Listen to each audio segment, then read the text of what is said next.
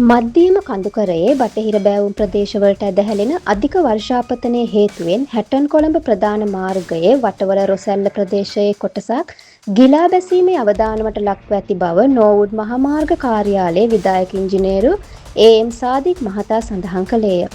අවදානම් තත්ත්වයට පත්ව ඇති මාර්ග කොටසේ රථවාහන ගමනාගමනය මේ වන විට එක් මන්තීරුවකට සීමා කර ඇති බවද වාර්තා වේ. මේ අතර පවතින අයහපත් කාලගුණික තත්ත්වයේ හේතුවෙන් හැටන් සිට කිතුල්ගල දක්වා හැටන් කොළඹ ප්‍රධාන මාර්ගයේ රියදාවනය කිරීමේදී විමසිලිමත්ව කටයුතු කරන ලෙස විධායක ඉංජිනේරුවරයා රියදුරන්ගෙන් ඉල්ලීමක් කර ඇත.